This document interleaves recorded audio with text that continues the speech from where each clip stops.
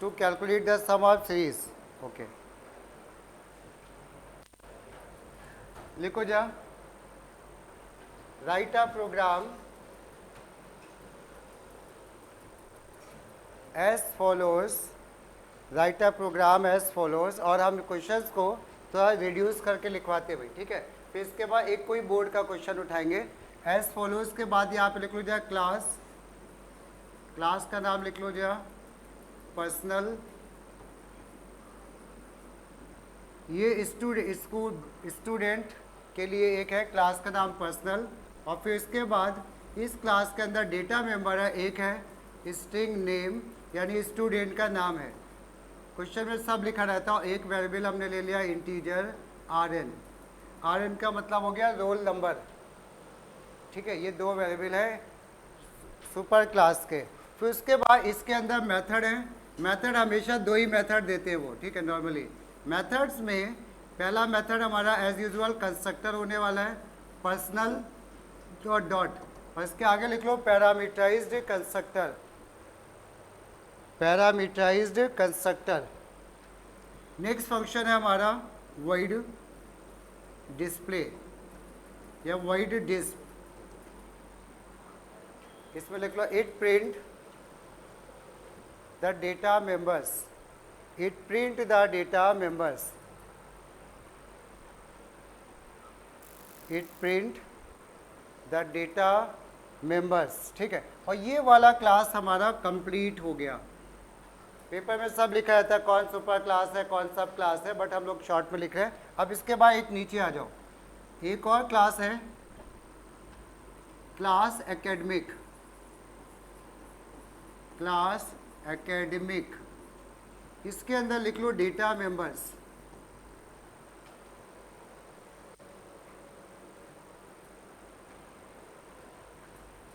यहाँ पे एक डेटा मेंबर है क्लास एकेडमिक में इंट एम मार्क्स के लिए,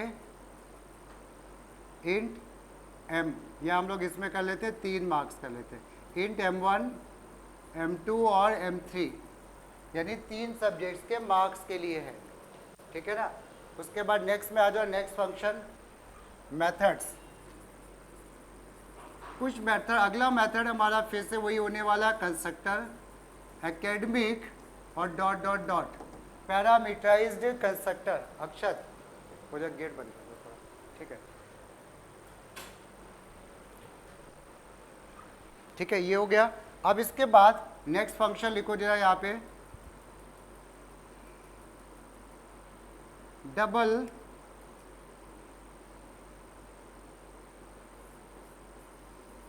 डबल एवरेज। ये क्या लगता है भाई, प्रिंट करेगा कि रिटर्न करेगा? रिटर्न। तो लिख लो यहाँ पे it calculate and return, it calculate and returns average of 3 subjects. Average क्या है? एवरेज मार्क्स है, average marks of 3 subjects calculate करके उसको रिटर्न करेगा। फिर नेक्स्ट में आ जाओ, कैर ग्रेड, ये भी रिटर्न कर रहा है, कैर ग्रेड। इसमें लिख लो it returns the grade of a student, it returns the grade as follows, ऐसे लिख लो, it returns the grade as follows. और इन्होंने क्या किया कि कुछ कंडीशंस बना दी कि इतने मार्क्स होंगे तो इतना ग्रेड आएगा, ठीक है। और उसके बाद यहाँ पे लिख लो ऐसे लिख लो यहाँ पे एवरेज, ये एवरेज है और इधर है ग्रेड।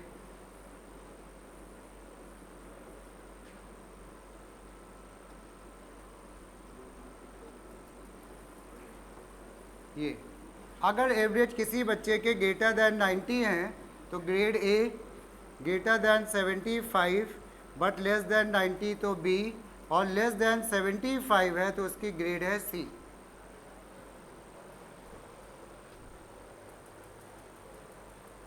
इस हिसाब से उसको स्टूडेंट को ग्रेड मिल रही है, हमें ग्रेड कैलकुलेट करके उसको रिटर्न कराना है।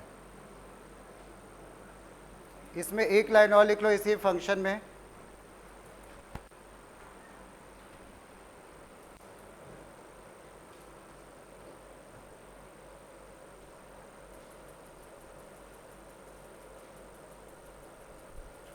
इसमें लिखो टू गेट द ग्रेड, इसी फंक्शन के अंदर है, to get the grade invoke, हम एवरेज अगर हमको चाहिए तो कौन सा फंक्शन कॉल करेंगे यहाँ पे, to get the average invoke, invoke का मतलब होता है कॉल करना, इन्वोक कैसे लिखना है भाई, इन्वोक एवरेज,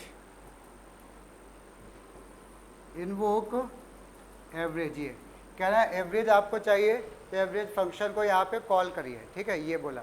अब उसके बाद लास्ट में आ जाओ, लास्ट फंक्शन, इसके बाद एक और है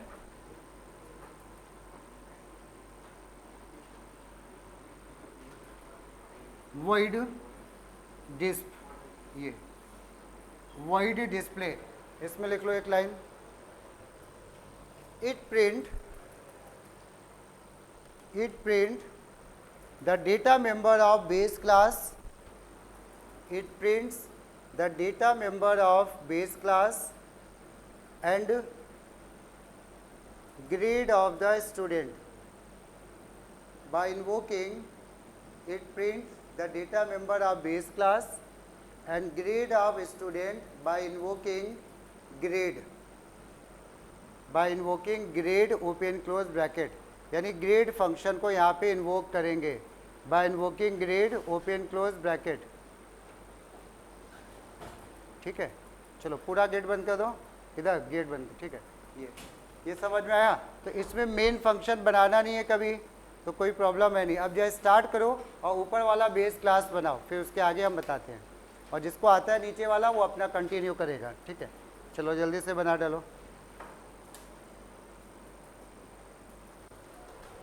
चलो अब जो हम लोग इसका आंसर डिस्कस कर रहे हैं, जिसको अभी भी दिक्कत आ रही है तो वो इधर देख के लिख सकता है।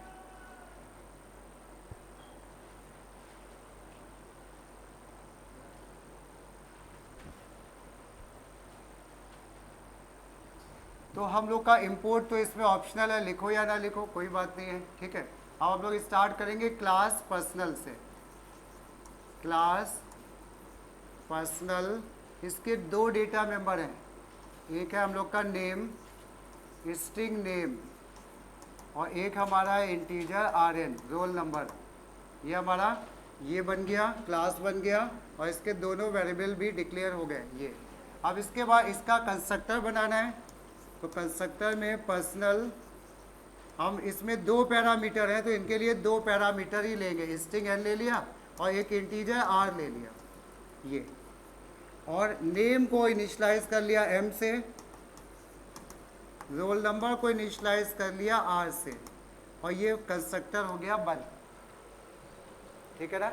ये कंस्ट्रक्टर हमारा बंद। अब इस कंस्ट्रक्टर के बाद ये कंस्ट्रक्टर भी बन गया। अब हमें बनाना वॉइड डिस्प्ले, और वॉइड डिस्प्ले में हमें प्रिंट करने डेटा मेंबर, और डेटा मेंबर हमारे दो ही है ना, अभी इस क्लास के तो दो ही वेरिएबल है ना, अभी वो तो नीचे बढ़ेंगे वेरिएबल। तो हमने यहाँ पे क्या किया, वॉइड डिस्प्ले, और इसके अंदर हमने प्रिंट करा दिया SOPLN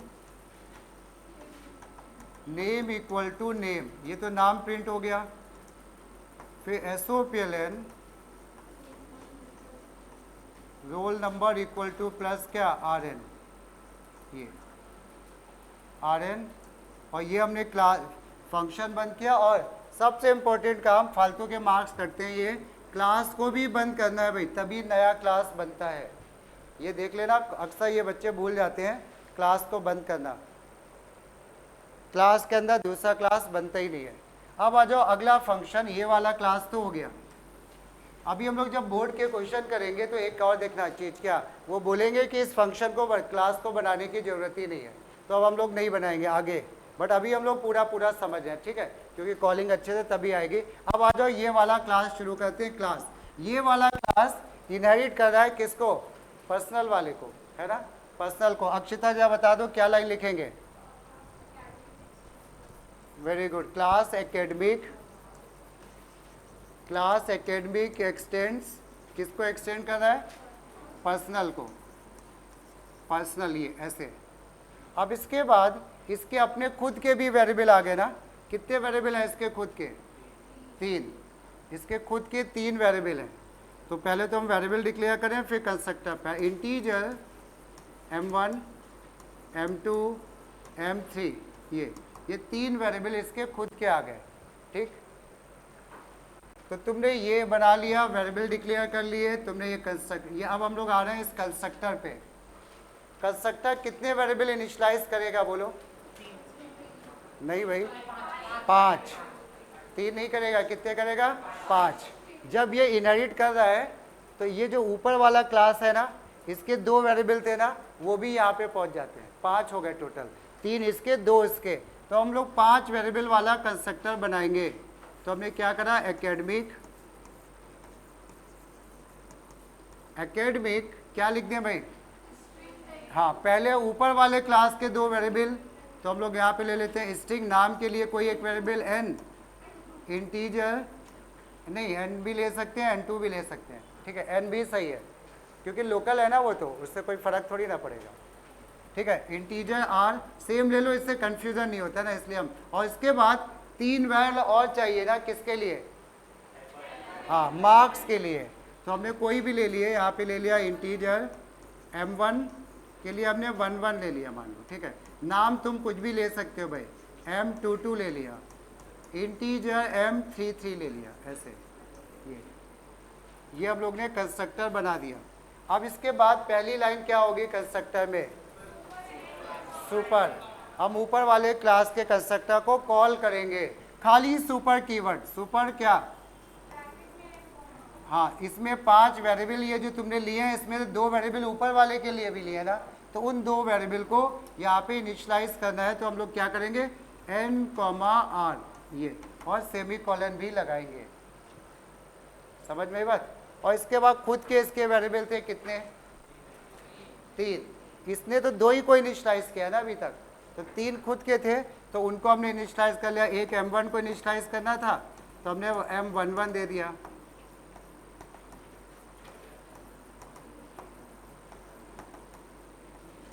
ये, और ये कंस्ट्रक्टर बंद हो गया, बेस क्लास का कंस्ट्रक्टर हो गया, सब क्लास का भी कंस्ट्रक्टर हो गया, पूरा हो गया ना।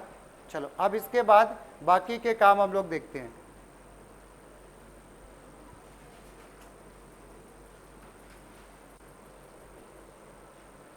अब कौन सा फंक्शन आ रहा है बताओ? Double average. इसमें क्या कह रहा है, एवरेज को निकालो और इसको रिटर्न कर दो, ठीक है। तो हम लिख देते हैं डबल एवरेज। यहां तुमने कहा डबल एवरेज में क्या करें बताओ कोई? हाँ, एक कोई भी वेरिएबल लेके उसमें एवरेज निकालने पहले। तो डबल ए इक्वल टू क्या? m1 m2 m3 divided by क्या? 3.0। ये एवरेज आ गया। और हमने क्लास को ये फंक्शन को कर दिया बंद। जो गलत हो गया ना, क्या करना रह गया था इसमें? रिटर्न। रिटर्न भी तो करोगे ना, क्वेश्चन के अकॉर्डिंग चलना पड़ेगा। तो हम लोग ने यहाँ पे क्या किया, रिटर्न किया। बस रिटर्न किस वेरिएबल को किया? ए को। रिटर्न ए, काम खत्म। और फंक्शन में चाहे एक लाइन हो, कितनी भी लाइन हो, कर्ली ब्रेसेस ये लगाने जरूरी है। लूप की तरह यहाँ रूल नहीं चलता है। अगला फंक्शन हमारा क्या है? कैर ग्रेड। इसमें कह रहे हैं कि भाई अच्छा पहले तो ये बताओ, क्या हम एवरेज के हिसाब से ग्रेड मिलेगी ना? एवरेज हमने किस में स्टोर किया? ए में। तो क्या हम यहाँ पे एवरेज का इस्तेमाल कर सकते हैं कि नहीं? ऐसा बोलो, ये चलेगा? क्यों नहीं चलेगा? हाँ, ये हमारा लोकल वेरिएबल है। देखो जो ए वेरिएबल है वो कैसा है हमारा? लोकल। दूसरे फंक्शन में इस्तेमाल हो पाएगा? नहीं। अगर ये ग्लोबल होता तब m1 की जगह, जहाँ पे m1 m2 m3 है ना, वहाँ पे अगर ये होता तो फिर तो चल जाता, ठीक है कि नहीं? फिर वो चल जाता, लेकिन यहाँ पे अभी फ़िलहाल नहीं चल रहा है, ठीक है। तो अभी हम लोग इसके लिए क्या करेंगे, हमें इस a को इस जगह पे इस फंक्शन के अंदर पहुँचाना है। तो हम क्या करें, इस फंक्शन को कॉल करते हैं ताकि इसका a वाला वेरिएबल यहाँ पे पहुँच जाए, a की वैल्यू।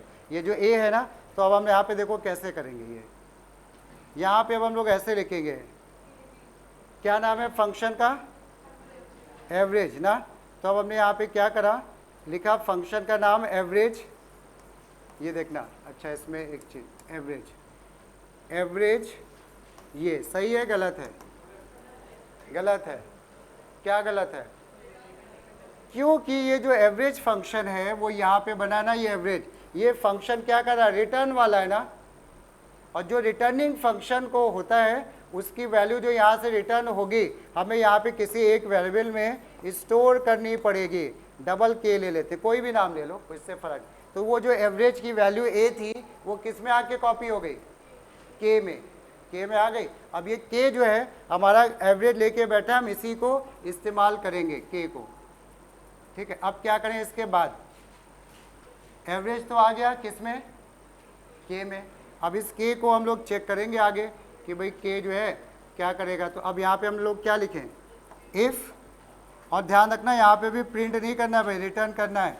इफ़ क्या, एवरेज किस में निकाला है तुमने, यहाँ पे के में। हमने जानबूझ के उसको एवीजी नहीं लिखा है, नहीं तो वो रटा रटा टाइप का लगता है।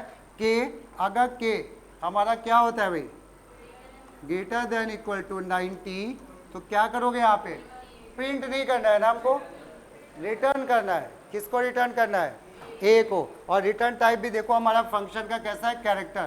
तो हम यहाँ पे ऐसे लिख देंगे रिटर्न ए, ये ऐसे। अब बताओ सही है गलत है, सही है। चलो इसको जो है कंप्लीट करो, इस फंक्शन को पूरा कंप्लीट करो।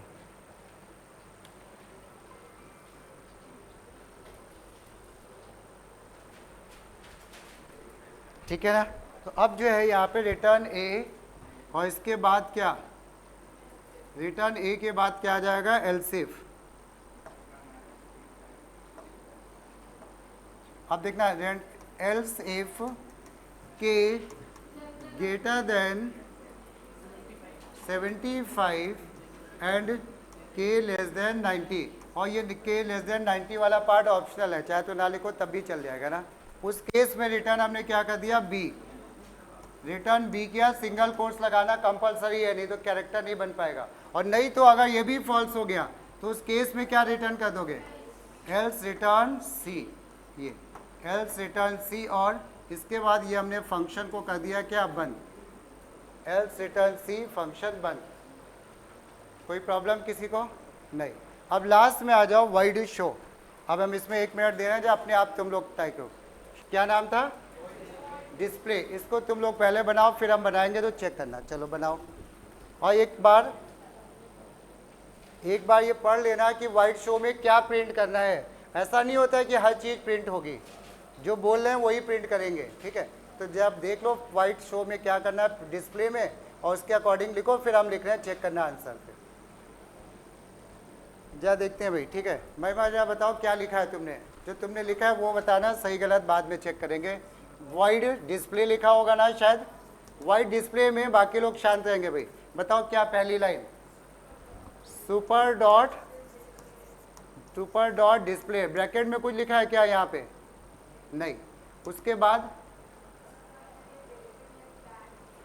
कैर जी, चलो भाई, इन्होंने कहा वेरिएबल कैर जी लिखा, फिर हाँ क्या लिखे, क्या लिखा, क्या है, ग्रेड ओपन क्लोज ब्रैकेट, फिर हाँ प्रिंट कर दिया, SOPLN ग्रेड, इन्होंने प्रिंट कर दिया ग्रेड इक्वल टू प्लस जी। अब बताओ भाई बाकी लोग चेक करके क्या ये गलत है क्या, और गलत है तो क्या गलत है या सही है पूरा, हाँ। देखो इन्होंने क्या किया, सुपर डॉट डिस्प्ले से क्या काम किया इन्होंने, बताओ। ये इसके बेस क्लास के जो फंक्शन वेरिएबल थे ना, ये डिस्प्ले, ये वाला कॉल हुआ, नेम और रोल नंबर तो प्रिंट हो गया, ये तो बेस क्लास के प्रिंट हो गए। और कह रहे हैं ग्रेड प्रिंट करना है। अब हम लोग यहाँ पे ग्रेड तो प्रिंट कर नहीं सकते, क्योंकि जो ग्रेड वाला काम था वो इस फंक्शन में हुआ था ना, और ये फंक्शन कोई वैल्यू रिटर्न कर रहा था, तो हमें इस फंक्शन को कॉल करना पड़ेगा, किसको, ग्रेड को। तो इन्होंने बिल्कुल सही लिखा है, ये देखो ग्रेड फंक्शन को कॉल किया है। और यहाँ पे कैच जी क्यों लिया इन्होंने, क्योंकि ये जो ग्रेड वाला फंक्शन था वैल्यू रिटर्न कर रहा था ना, जो वैल्यू रिटर्न होगा उसको स्टोर किया, वेरी गुड। और स्टोर करने के बाद जो भी वेरिएबल जी पी की जो भी लिया उसको हमने यहाँ पे क्या कर दिया, प्रिंट कर दिया। अब इसके अलावा एक और भी तरीका था, इन्होंने बिल्कुल सही किया है, हम भी ऐसे ही बताते हैं। अब इस 2 लाइन को हम एक सिंगल लाइन में भी लिख सकते हैं, इस दो लाइन को अगर हम सिंगल लाइन में साइड में अगर लिखने का मन हो लिख लेना, बट जरूरी नहीं, हम ऐसे भी लिख सकते थे SOPLN grade equal to plus grade ये। इससे क्या हुआ, हमने SOPLN के अंदर ही ग्रेड को कॉल कर लिया, लेकिन ये हमेशा नहीं चलता है। अभी हमने क्या सुना, ये बाकी लोगों को समझ में आया। जैसे ये लाइन चलेगी पहले तो ग्रेड इक्वल टू प्रिंट होगा, ये क्या कर रहे हो तुम बताओ, कॉल कर रहे हो ना, तो ये जाएगा यहाँ पे, यहाँ से जैसे A मिला उसको, मान लो A को लाएगा यहीं पे SOPLN करा देगा, तो ये प्रिंट हो जाएगा। अच्छा, यहाँ पे हमने बोला कि सारे फंक्शन को SOPLN के अंदर हम नहीं लिख सकते, इसका मतलब समझना। मान लो अगर हम लिख रहे होते हैं ऐसा कुछ फंक्शन कि हम कहते हैं SOPLN में हमने इस फंक्शन को कॉल करा लिया, किसको, डिस्प्ले को, ये वाला डिस्प्ले मान लेते हैं, तो क्या ये क्या होता अगर ऐसा करते, तो नहीं होता। ठीक है, नाविया बताओ जब क्यों नहीं होता, क्या प्रॉब्लम आती। हाँ वेरी गुड, इन्होंने पॉइंट समझ लिया। यहाँ पे SOPLN में अगर डिस्प्ले को लिखते ना तो डिस्प्ले यहाँ से जाता, वो यहाँ पे ये सब काम करता, क्या यहाँ से कोई वैल्यू रिटर्न कर रहा है, जो रिटर्न करेगा वही तो वहाँ पे प्रिंट होगा ना। जब रिटर्न नहीं हो रहा तो ये एरर दिखाता, does not having any returning value. Point समझ में आया। तो इसलिए SOPLN में उसी को कॉल कर सकते हो जो रिटर्न करता है, अदरवाइज तो ये सिंपल तरीका था, ये ज़्यादा अच्छा था। ठीक है, बाकी जिसको जो समझना था, क्योंकि होता क्या आउटपुट में भी क्वेश्चन आ जाते हैं ना, वहाँ पे ये सबके एरर बताओ इसमें क्या, बोलो क्या।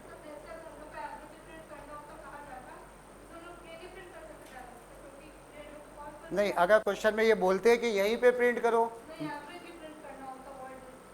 इसमें, हाँ तो हो जाता, एवरेज भी प्रिंट हो जाता, क्योंकि जब हम ग्रेड को कॉल कर रहे थे ना तो अंदर ही अंदर एवरेज भी वहाँ पे कॉल हो गया, तो एवरेज भी प्रिंट हो जाता। ठीक है, और बाद में हम बोलते हैं ना क्वेश्चन हम लोग को हमेशा वो सॉरी आंसर जो है क्वेश्चन के हिसाब से लिखना है, क्वेश्चन जो कह रहा है बस वही सही है, बाकी हम अपना दिमाग नहीं लगाते। ठीक है, अब आ जाओ, एक क्वेश्चन हम बोर्ड का कोई दे रहे हैं, उस क्वेश्चन को तुम लोग तय करोगे, फिर हम सॉल्व करेंगे, तो फिर देखते हैं। ठीक है, कोई भी साल का पेपर उठा लेते हैं हम लोग एक, ये नोट कर लिया ना सबने।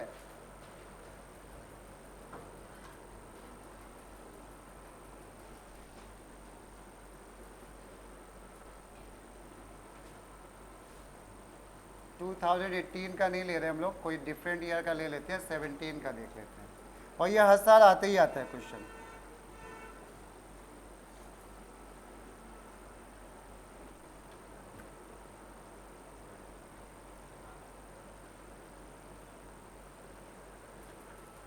चलो, इसमें ये जो क्वेश्चन आता है ना, ये आता है किसमें, सेक्शन सी में, जो हमारा लास्ट सेक्शन होता है वो उसमें आता है, सेक्शन सी में। ये तो क्यू का है,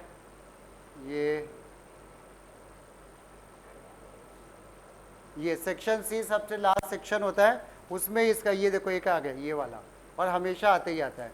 इस वाले क्वेश्चन को करना है तुमको। एक बात थोड़ा सा हम अपने हिसाब से इसको एक्सप्लेन कर दे रहे हैं। देखो, a super class product has been defined to store the detail of the product sold by the wholesaler to a retailer. wholesaler मतलब जो मेन हो गया, और छोटे छोटे दुकानदार हमारे हो गए क्या, retailer. Define a sub class sale to compute the total amount paid by the retailer with or without fine along with the service tax. बहुत काम की बात समझना, इसमें जा देखो क्या बोल रहे हैं, डिफाइन अ सब क्लास, यानी ऊपर वाली क्लास तुमको नहीं लिखनी है, केवल कौन सी क्लास बनानी है, सब क्लास। हम लोग अभी दोनों लिख रहे थे ना। ठीक है, तो अभी हमें कॉलिंग वॉलिंग तो अच्छे से समझ में आ गई। अब इसके बाद यहाँ पे आ जाओ, एक क्लास का नाम है प्रोडक्ट, उसके अंदर वेरिएबल है नेम, कोड, अमाउंट। ठीक है, और उसके अंदर एक कंस्ट्रक्टर है 3 वेरिएबल का, देखो 3 वेरिएबल का कंस्ट्रक्टर है ना, बना लोगे ये। ठीक है, उसके बाद वाइट शो है, ये भी प्रिंट करा लोगे। अब आ जाओ, हम लोग ये वाला ऊपर वाला हम नहीं बनाएंगे, नीचे ही वाला केवल बनाएंगे। ठीक है, तो अब हम लोग इस वाले में क्या कर रहे हैं, क्लास नीचे वाला जो बनाना है हमको। ठीक है, नीचे वाला जो बनाना है उसमें कहना है क्लास का नाम है सेल, डेज हो गए, number of days taken to pay the sale amount, tax हो गया, टू स्टोर द, ये थोड़ा टाइपिंग मिस्टेक है, यहाँ पे सर्विस टैक्स होना चाहिए था। ठीक है, to store the service tax, total amount to store the total amount. Decimal का मतलब हमने क्या हो गया, डबल टाइप का, वो तो सबको पता है ना। अब उसके बाद जा देखो पहला फंक्शन कौन सा हमारा बन गया, कंस्ट्रक्टर, और कंस्ट्रक्टर में बिल्कुल वैसे ही जैसे हम बता रहे थे, डॉट डॉट डॉट। समझ में आया? ऊपर के 3, नीचे के 2 हैं जो 5। कुछ इनका आंसर देखेंगे अभी हम लोग, थोड़ा डिफरेंट होगा, वो हम बताएंगे क्यों डिफरेंट है, बट हम लोग अपने हिसाब से बनाएंगे बोर्ड के साथ। फिर आ जाओ वाइड कंप्यूट, इसमें इन्होंने कुछ चीज़ें बताई कैसे कैलकुलेट करना है, वो पढ़ लेना कि भाई इतने दिन तक, अगर इतने दिन के बाद पेमेंट हुआ तो इतना फाइन लग जाएगा, ठीक है, वो सब यहाँ पे लिखा है वो सब। और उसके बाद क्या आ गया, वाइड शो। अब लास्ट लाइन देखो इसका, जो लास्ट लाइन में कह रहे हैं वाइड शो, ये लास्ट लाइन देखना यहाँ पे, assume that the superclass product has been defined using the concept of inheritance, specify the class cell giving the details of the constructor, wide compute, wide show, the superclass main class and algorithm need not to be written। पहले ऐसा होता था कि algorithm भी लिखनी होती थी, तो वो बहुत पहले, सालों पहले की बात है, तो वो अभी तक लिख रहे हैं कि एल्गोरिथम नहीं लिखनी है। पॉइंट समझ में आया?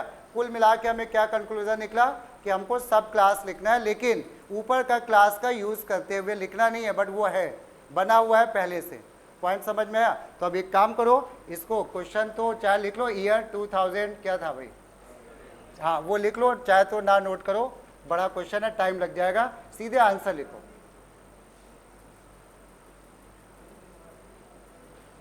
चलो भाई ठीक है, दिख रहा है पीछे सबको? अक्षर दिख रहा है?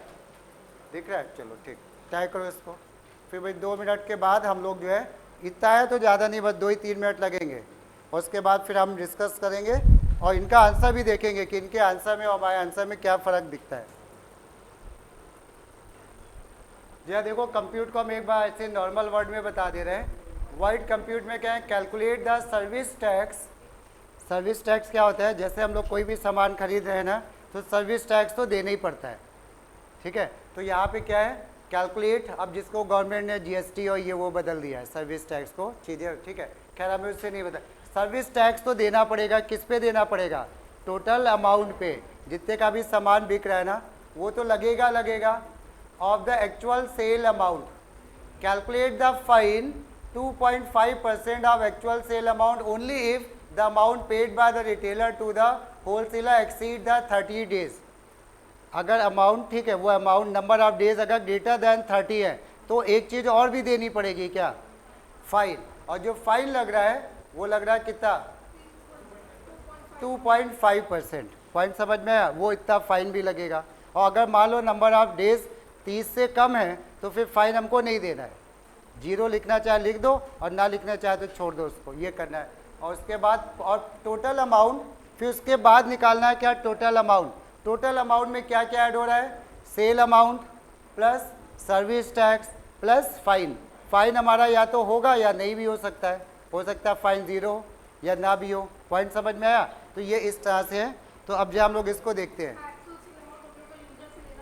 हाँ, एक्चुअल सेल अमाउंट हमको नहीं, यूज़र से क्यों लेना पड़ेगा भाई, ये कहीं किसी फंक्शन में इनपुट हुआ है बताओ, वो सब कंस्ट्रक्टर के अंदर हो गया, हमारी वो हेडेक है ही नहीं कि वैल्यू आई कि नहीं आई। पॉइंट समझ में आया? चलो अब जरा देखते हैं, 1 मिनट सुनना, हम इन्हीं के आंसर से डिस्कस कर लेते हैं, ठीक है, लिख नहीं रहे। अब देखो यहाँ पे 1 मिनट जरा सुनना भाई, जो चेंजेस होंगे वो हम लोग डिस्कस करेंगे।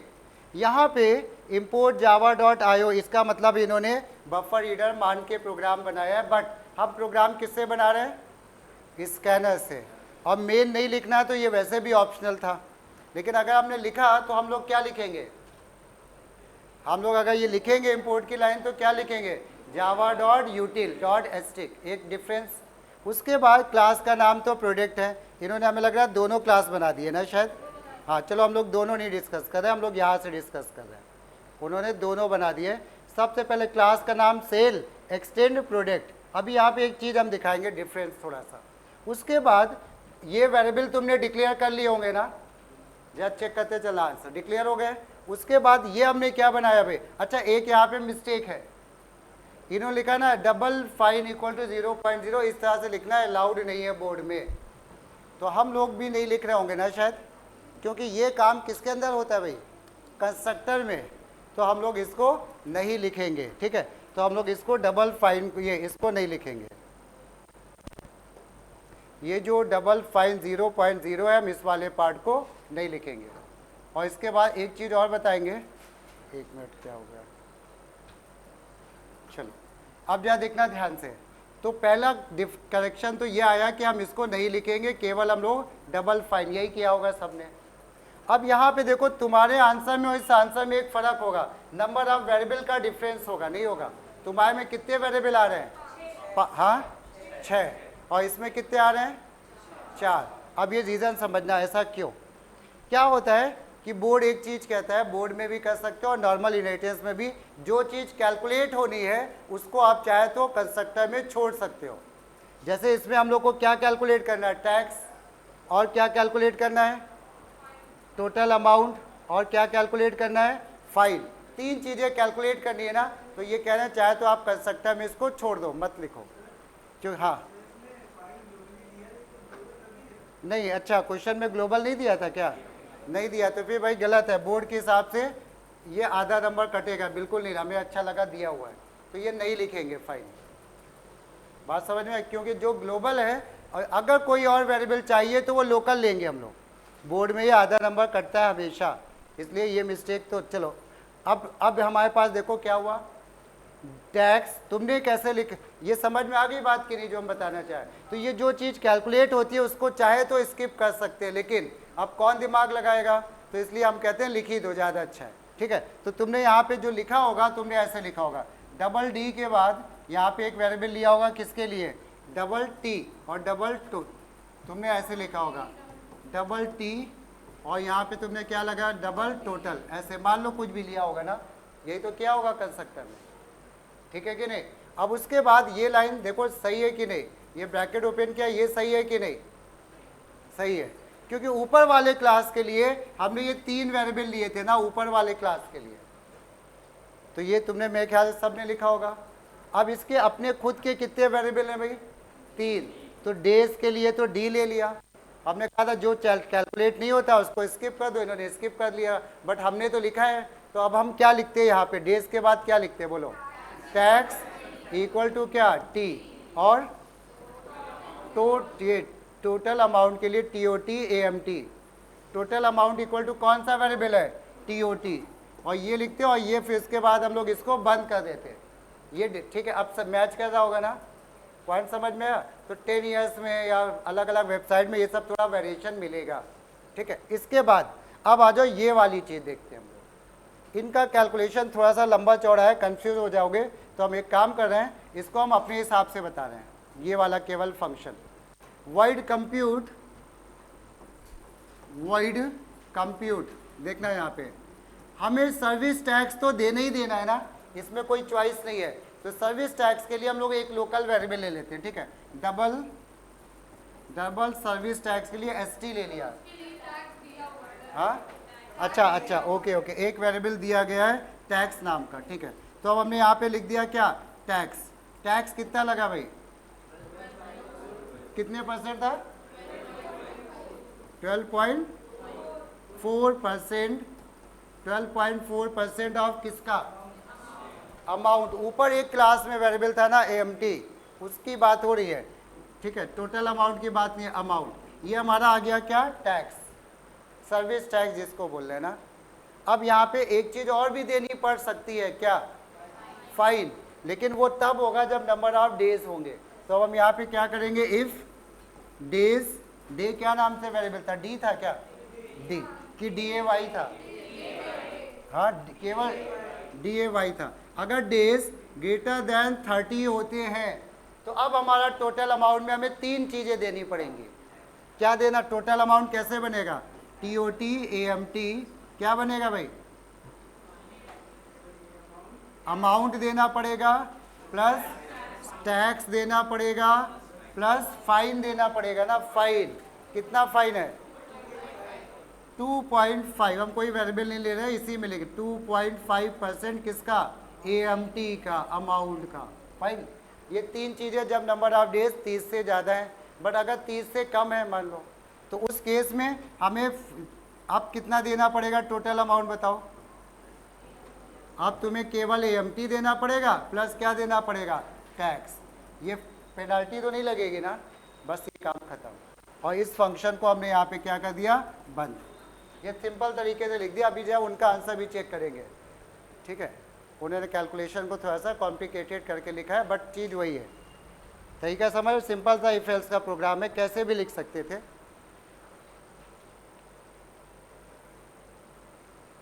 अब इसके बाद जो है नेक्स्ट में आ जाते हैं हम लोग, उन्हीं के आंसर से डिस्कस कर रहे हैं। अब जो देखो यहाँ पे इन्होंने क्या किया था, देखना उल्टा किया इन्होंने। उल्टा क्या किया है इन्होंने कहा अगर डेज 30 से कम होते हैं, यानी पेनल्टी नहीं लग रही है ना, तो उस केस में इन्होंने बोला कि भाई टैक्स जो होगा 12.4% ऑफ अमाउंट। ये गलत कर दिया, अमाउंट था कि एमटी था? हाँ ऊपर अमाउंट था, चलो वो कोई बात। 12% और ये परसेंट है अपॉन 100, बाद में करो या पहले, इससे फर्क तो पड़ता नहीं है। और पहले तो इन्होंने टैक्स निकाला और फिर टोटल अमाउंट निकाल दिया, अमाउंट प्लस टैक्स। कब? जब नंबर ऑफ डेज 30 से कम थे। और फिर उसके बाद इसी के नीचे दूसरा लिख दिया इफ डेज ग्रेटर देन 30। तो उस केस में क्या हुआ, टैक्स निकाला, फाइन निकाला और उसके बाद उस तीनों चीज एक ही चीज लिखी है, दोनों ऑलमोस्ट सेम है। पॉइंट समझ में आया?